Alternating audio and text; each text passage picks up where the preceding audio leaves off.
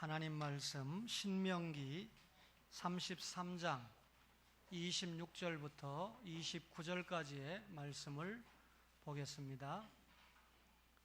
신명기 33장 26절부터 우리 뜻을 생각하면서 합독하겠습니다. 시작. 여수르니여 하나님 같은 이가 없도다. 그가 너를 도우시려고 하늘을 타고 궁창에서 위엄을 나타내시는도다.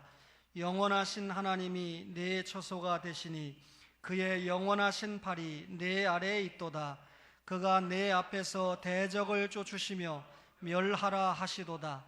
이스라엘이 안전히 거하며 야곱의 샘은 곡식과 새 포도주의 땅에 홀로 있나니 곧 그의 하늘이 이슬을 내리는 곳에로라. 이스라엘이여 너는 행복한 사람이로다. 여호와의 구원을 너같이 얻은 백성이 누구냐? 그는 너를 돕는 방패시요 내 영광의 칼이시로다. 내 대적이 내게 복종하리니 내가 그들의 높은 곳을 밟으리로다. 아멘. 여러분과 저가 신명기의 거의 마지막 부분을 같이 읽었습니다. 신명기라고 하는 성경은 제2의 율법이라고도 말하고 모세의 설교집이다 이렇게도 말합니다. 이 본문이 기록되기 39년 전에 모세가 시내산에서 받은 율법을 다시 한번 생각하면서 설명해 주고 있는 장면입니다. 그러면 율법을 왜 다시 설명을 해주고 있습니까? 시내산에서 율법을 받았던 1세대들이 젖과 꿀이 흐르는 가나안 땅으로 가는 광야에서 그만 여호수아와 갈렙을 제외하고 다 죽어버리고 말았습니다. 그러니까 막상 가나안 땅에 들어갈 이스라엘 백성들은 시내산에서 받은 율법을 직접 듣지를 못했습니다. 그래서 이들에게 다시 한번 그 받은 율법을 해설해 줄 필요가 있었습니다. 뿐만 아니라 이 젖과 꿀이 흐르는 가나안 땅에 들어가는 이 세대들이 하나님이 약속하신 땅에 들어가서 그 가나안 거민들이 섬기는 우상신을 섬기지 아니하고 도덕적으로 타락하지 않도록 권고하기 위해서 하나님의 말씀을 다시 한번 설명하는 것이 필요했습니다. 그래서 이 지도자 모세가 모압 평지에 도착했을 때 모세는 가나안 땅에 못 들어가거든요. 그러니까 모압 평지에서 이제 마지막 헤어질 이스라엘 백성들에게 이 율법을 다시 한번 해석해 주고 있는 것이 본문의 장면입니다. 그런데 모세가 이 말씀을 전할 때 제사장이나 레위인을 상대로 말씀을 전하지 않았어요. 이스라엘 백성들을 상대로 말씀을 전했습니다. 말하자면 지도자를 상대로 해서 말씀을 준 것이 아니고 보통 백성들에게 이 말씀을 전해줬는데, 하나님의 백성들이 가나안 땅에 들어가서 알아서 해야 될 일이 무엇이냐, 가나안 땅에 들어가서 선택받은 이스라엘 백성들이 어떻게 하나님을 섬겨야 될 것이냐 하는 것을 가르친 것입니다. 여러분과 저가 신명기 34장 3장 26절로 29절을 읽었습니다만, 이 본문의 말씀은 모세가 죽기 전에 이스라엘 백성들을 축복한 내용을 기록하고 있습니다. 33장 1절에 보니까 하나님의 사람 모세가 죽기 전에 이스라엘 자손을 위하여 축복함이 이러하니라. 모세가 이스라엘 백성을 죽기 전에 축복했다, 그렇게 기록하고 있죠. 모세가 하나님의 축복을 백성에게 전달하고 있다. 지금 모세의 나이가 120살입니다. 하나님 앞에 안기기 전에 하나님의 축복을 전하는 사람, 얼마나 모세 자신이 복받은 사람입니까? 뿐만 아니라 모세를 통해서 하나님의 축복을 전달받고 있는 이스라엘 백성도 대단히 복받은 사람들이죠. 사람이 늙어서 죽기 전에 하나님의 축복을 전달한다는 것이 얼마나 영광스럽고 복된 삶인지 모릅니다. 오늘 제가 제일 먼저 만난 분이 윤순녀 할머니인데 사실상 80이 넘으셨죠. 그런데 집사님은 60세 같이 보입니다. 그러니까 너무 기뻐하시는 거예요. 여러분 그렇다고 앞으로 저보고 30살 먹어 보입니다 이렇게 얘기하지 마세요. 안장순 집사님을 만나서 제가 앞으로 사실은 83세신데 앞으로 40년은 더 사셔야 됩니다. 그러니까 윤순여 집사님이 그러며 올해 한갑인데 이렇게 말씀하는 거예요. 그러니까 100살까지는 사셔야 된다 그 말이죠. 여러분 이렇게 연세가 들어서도 이 주님 앞에 올라와 예배하고 덕담을 나누고 말씀을 듣고 찬송하고 얼마나 존귀한 삶인지 몰라요. 모세의 축복을 한마디로 요약하니까 이스라엘아 너는 행복한 사람이다. 이 말씀 이스라엘에게만 준 말 아니죠. 우리에게 주신 말씀이죠. 따라서 나는 행복한 사람입니다 라고 하는 말씀으로 여러분에게 말씀을 전하려고 합니다. 오늘 첫 절 29절에 보니까 이스라엘이여 그랬습니다. 여러분 하나님께서 최초로 만든 시조가 아담이죠. 아담을 통해서 하나님께서 에덴 동산에 하나님 나라를 이루어 가시기 원했습니다. 그런데 아담이 하나님의 말씀에 순종하면 되는데 그만 불순종하고 말았어요. 하나님 나라가 아닌 인간 나라를 만들려고 했지요. 하나님이 기뻐하시지 않았습니다. 그래서 하나님께서 노아 시대에 가서 새로운 인류의 조상을 뽑아서 노아가 새롭게 인류를 출발시키는데 노아의 홍수 사건을 잘 알죠. 하나님의 아들들이 사람의 딸들과 혼합해서 결국 노아 시대에도 하나님 나라 대신 사람 나라를 만들려고 하니까 노아 홍수 사건이 있었습니다. 그 이후에 노아의 후손들이 약 100년쯤 지나니까 니므롯이 바벨탑을 쌓게 되잖아요. 역시 하나님이 원하시는 나라가 아니고 인간 나라를 만들려고 하니까 하나님이 안 되겠다. 이제는 아담이나 노아와 같은 전 인류를 상대로 하나님 나라를 만드는 것이 아니라 특정한 백성에서 특정한 민족을 만들어서 하나님 나라를 이루어 가야 되겠다 해서 아브라함을 선택한 겁니다. 그러니까 아브라함을 선택해서 이스라엘 백성을 만들고 이스라엘 백성을 통해서 땅 위에 하나님 나라를 만든 다음에 그 나라를 통해서 이스라엘, 유대, 사마리아 땅끝까지 점점 하나님의 나라를 확장시켜 가는 것이 하나님의 뜻이었습니다. 그러면 오늘 이스라엘이여 이 말은 이스라엘 백성을 통해서 하나님 나라를 확장해 가겠다는 뜻이 계셔서 부른 이름인데 이 이름이 복된 이름이다. 보통 우리가 히브리인 그러면 히브리인의 조상을 아브라함이라고 생각하잖아요.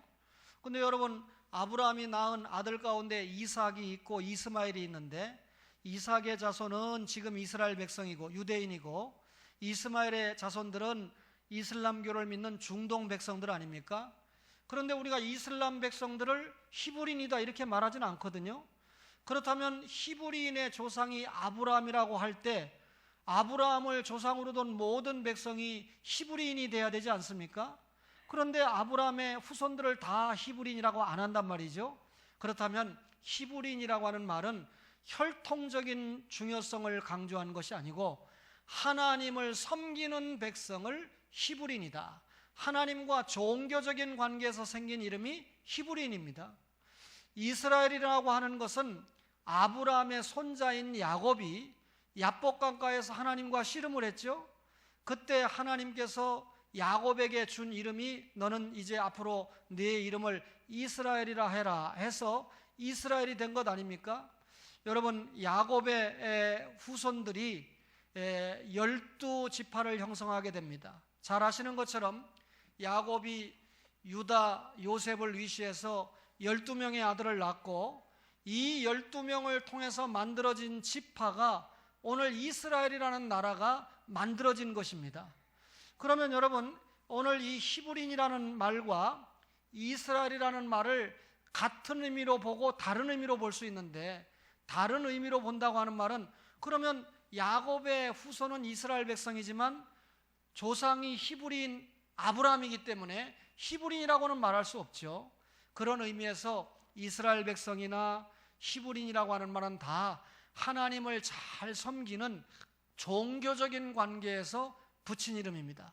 그러면 오늘 하나님께서 이스라엘 백성을 부를 때 이스라엘이요 라고 하는 말은 하나님의 선택을 받은 백성이요, 하나님의 사랑을 받는 백성이요, 하나님의 인도와 보호를 받는 백성이요, 그 말이죠. 얼마나 행복한 이름입니까?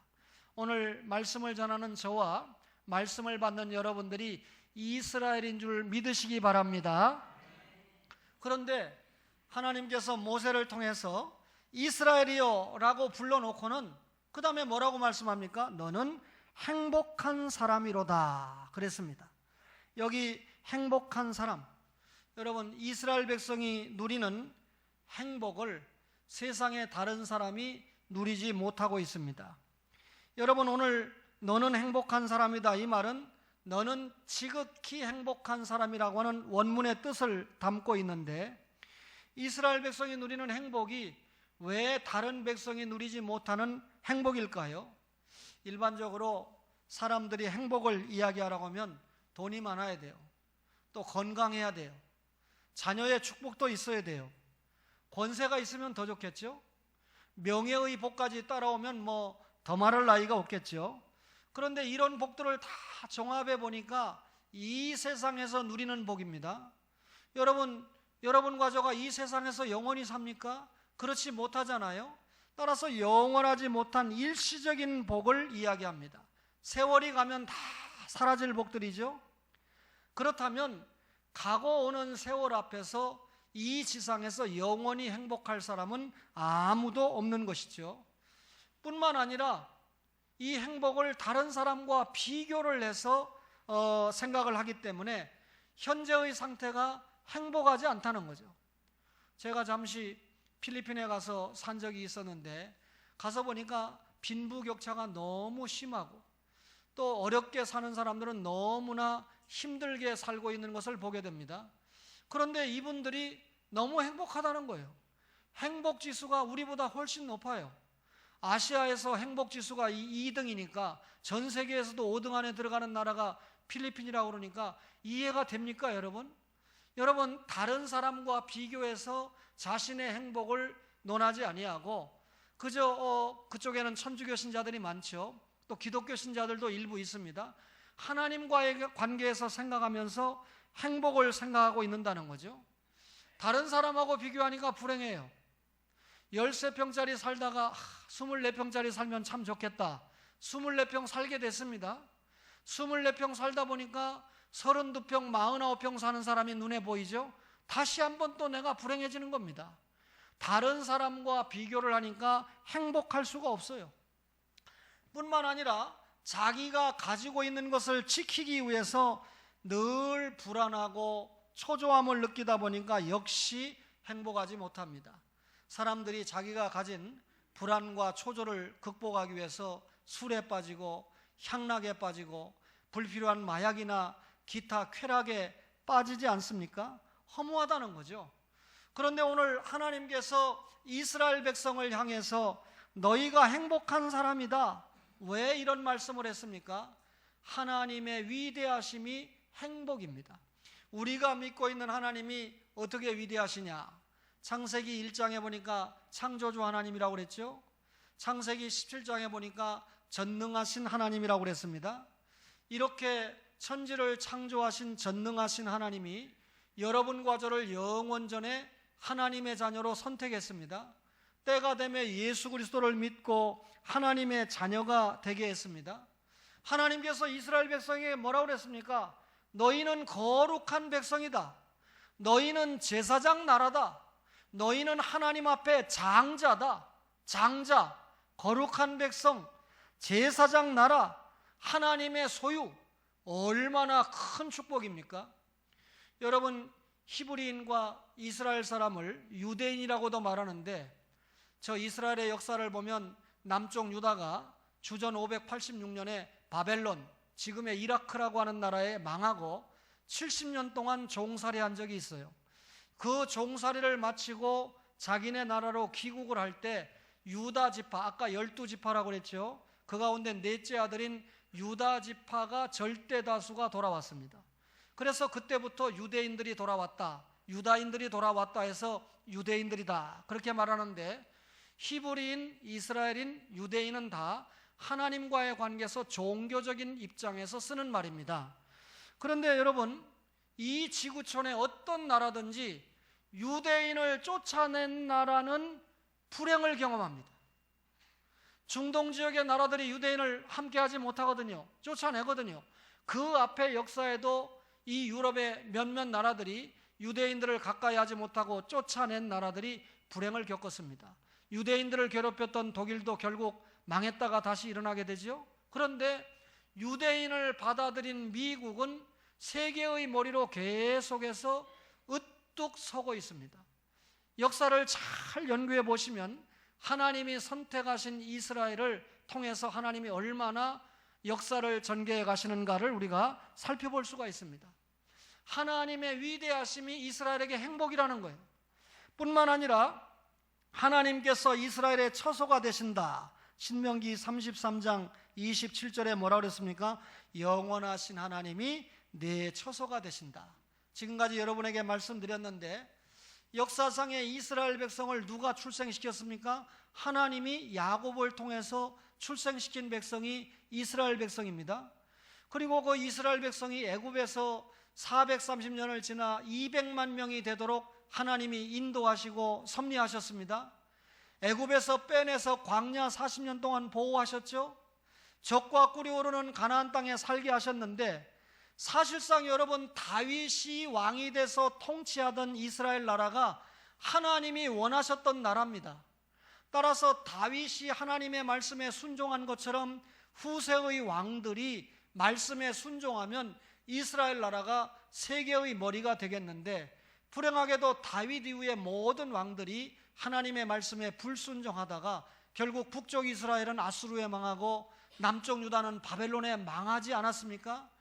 따라서 이 이스라엘을 하나님이 처소가 되신다라고 할 때 가나안 땅에서 하나님이 저들이 살게 하셨지만 결국 저들이 망하고 누구를 만나게 됩니까? 메시아 예수를 만나게 됩니다. 따라서 종교적인 관계에서 하나님과 관계인 이스라엘 백성, 유다 백성, 히브리 백성은 하나님이 예비하신 저 천성, 천국을 바라보면서 사는 사람들이다. 그 천국에서 지금까지 우리를 주장하시는 그 하나님이 이스라엘의 처소가 되어주신다. 구원받은 여러분과 저에게 하나님이 처소가 되어주시기 때문에, 영원한 아버지가 되어주시기 때문에 여러분과 저에게, 이스라엘에게 행복이 되는 줄로 믿습니다. 뿐만 아니라 하나님의 팔이 이스라엘의 행복이다 그랬습니다.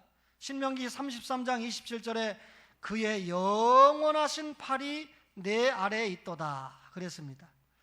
어머니 팔 안에 있는 아이가 얼마나 행복합니까?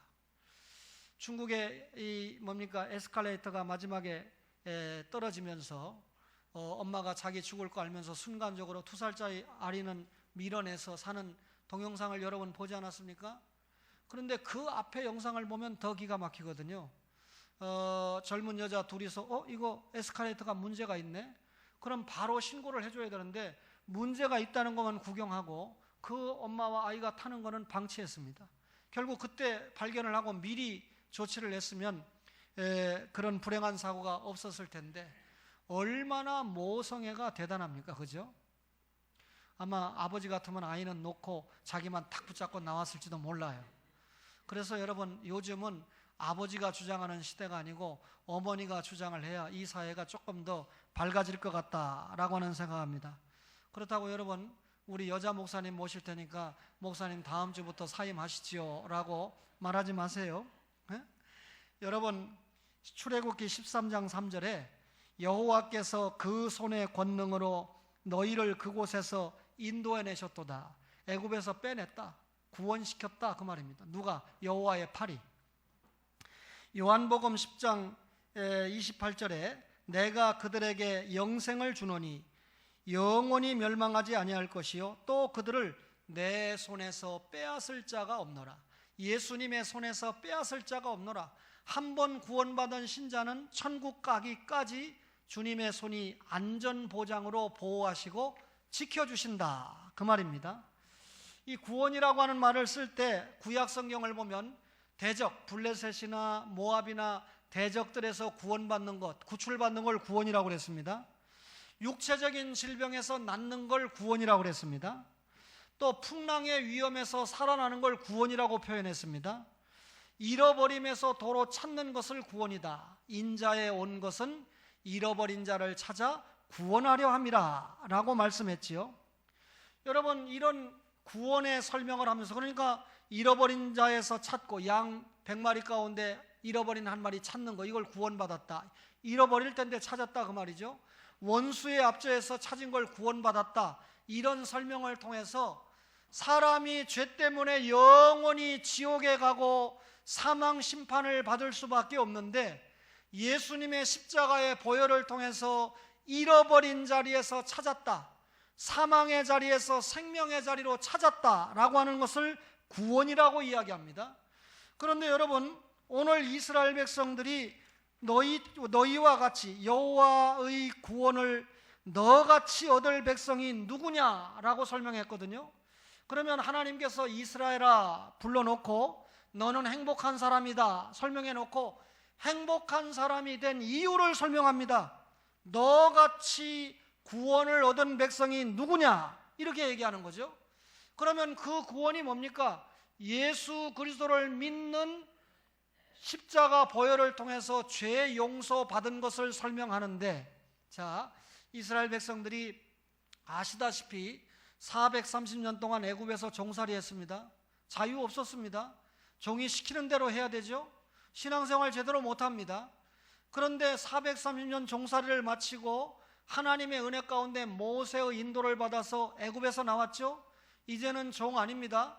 육신의 자유를 마음껏 누리게 됐습니다. 행복하지 않습니까?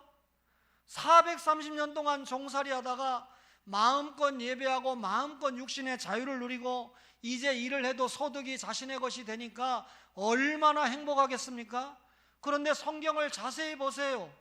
이스라엘 백성들이 애굽에서 나온 이후에 거의 모든 이스라엘 백성들이 하나님 앞에 원망하고 불평하지 않아요? 물이 없다고 원망하고 음식이 없다고 원망하고 지도자를 죽이려고 달라들지 않습니까? 왜 그렇습니까? 여러분, 이스라엘 백성들이 애굽에서 나온 것을 단순한 육신의 자유라고 생각하는 사람은 불평하게 돼 있어요. 저들이 애굽에서 나올 때 유월절 어린 양이 죽었죠? 그 유월절 어린 양의 피가 문설주 좌우 인방에 발린 집은 심판이 넘어가고 피가 발리지 않은 집은 장자가 다 죽음으로 결국 애굽이 손들은 거 아닙니까? 이스라엘 백성 나가는데 손들은 거 아닙니까? 그러면 여러분, 그 유월절 어린 양이 상징하는 게 뭡니까? 예수님이죠. 그 유월절 어린 양의 피가 뭘 상징합니까? 예수님의 십자가에 설린 보혈을 상징하죠. 유월절 양이 남긴 몸은, 살은 무엇을 상징합니까? 십자가에서 찢겨진 예수님의 살을 상징하지 않습니까? 그러면 유월절 어린 양의 피가 발리온 집이 이스라엘 백성 아닙니까? 애굽에서 나오지 않았습니까? 구원받지 않았습니까?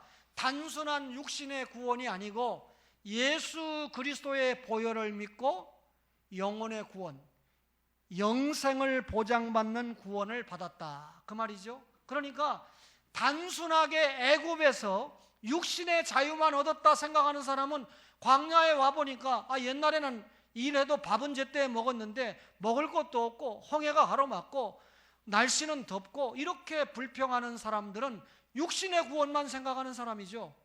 그런데 예수 그리스도의 보혈을 통해서 저 천국 영생을 얻었다고 생각하는 사람은 광야 40년 동안의 어려움이 있어도 자신이 가진 메시아에 대한 믿음 때문에 감사하고 감격하면서 살아갈 줄 알죠.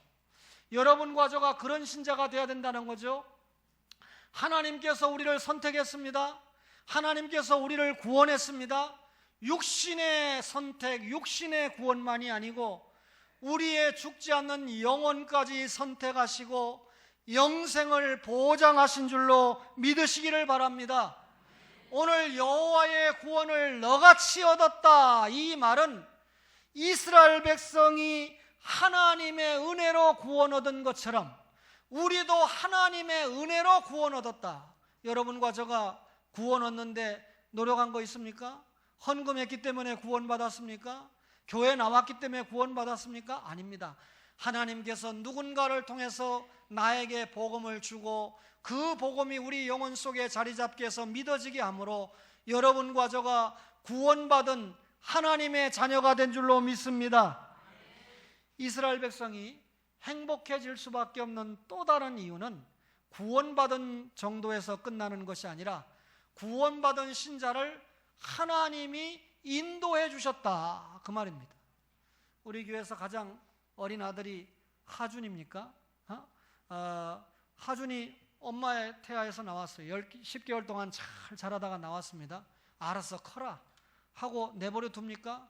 하준이 아빠와 엄마가 이전보다 이 아이를 잘 기르기 위해서 기도하고 교회 열심히 데리고 나오고 돈도 더 열심히 벌고 가급적이면 다른 아이보다 더 예쁜 옷도 입히려고 하고 할아버지 먹을 거 뺏어서 아들에게 주고, 오해하지 마세요. 아주 애주중지해서 키우잖아요. 하나님이 구원시킨 당신의 자녀들을 구원했다고, 애굽에서 나왔다고 방치한 게 아니고 낮에는 너무 덥고 밤에는 너무 추우니까 불기둥 구름기둥으로 인도합니다. 홍해 앞바다가 막으니까 홍해를 육지같이 건너게 하고 그들을 죽이려고 하는 바로 군대를 수장시킵니다. 만나와 메추라기를 주십니다. 반석에서 물을 주십니다. 아말렉 군대와의 싸움에서 모세가 손을 들고 기도하고 아론과 훌이 붙잡아 주니까 그 전쟁에서 이기게 합니다. 말하자면 하나님께서 구원하신 이스라엘 백성을 끝까지 책임지셨다, 그 말입니다. 구원받은 여러분과 저를 끝까지 우리 주님께서 책임지시는 줄 믿습니다. 그래서 신명기 33장 28절에 이스라엘이 안전히 거하며 야곱의 샘은 곡식과 새 포도주의 땅에 홀로 있나니 곧 그의 하늘이 이슬을 내리는 곳에로다 라고 말씀하고 있습니다. 우리가 이스라엘 백성이죠. 신약의 이스라엘 백성은 혈통적인 걸 말하는 게 아니라 예수 믿는 신자를 이스라엘 백성이라고 말하지 않습니까? 그렇다면 여러분과 저가 왜 행복합니까? 하나님과 함께 살기 때문에 행복해요. 여러분, 제가 오해하지 마세요. 황우여 장로님을 조금 연구해 봤는데 초창기에, 그러니까 판사 시절에 초창기에는 지금같이 그렇게 많이 웃지 않으셨어요. 근데 지금은 그분을 대하는 사람마다 얼마나 잘 웃는지 많은 사람들이 참 황 장로님 같이 잘 웃었으면 좋겠다 이런 말씀을 하는데, 그 웃음의 비결이 어디에 있는지 알아요? 하나님과 함께 살기 때문에 그래요. 얼마나 믿음이 좋으면 아들, 딸 이름을 모세, 성결이, 사라 이렇게 짓고 그 세 자녀에게 자기는 인류대학 나와서 좋은 코스로 가면서 너희들 신학교 가라. 먼저 신학교 가서 하나님의 말씀을 배우고 그 다음에 대학을 가든지 전공을 선택을 해라. 세 자녀가 다 순종합니다. 큰딸은 아예 신학교 가라 그러니까 조금 그랬던지 이화여자대학교 기독교학과를 갔어요. 신학을 공부했죠. 둘째 아들은 아예 신학교를 들어갔습니다. 아버지 순종해가지고. 근데 신학교에서 아예 더 이상 일반 공부로 나오지 않고 목사가 됐습니다. 지금 미국에서 목회하고 있죠. 딸 성결이도 아예 아빠의 말에 순종을 해서 신학교에 가서 지금 어느 교회에서 아주 조그마한 개척교회에서 전도사 생활을 하고 있어요. 참 아빠 엄마 말에 순종을 잘한 자녀들인데 하나님이 보장하시고 인도하신다라고 하는 생각을 제가 해보게 됩니다. 하나님이 함께 사시는 거예요.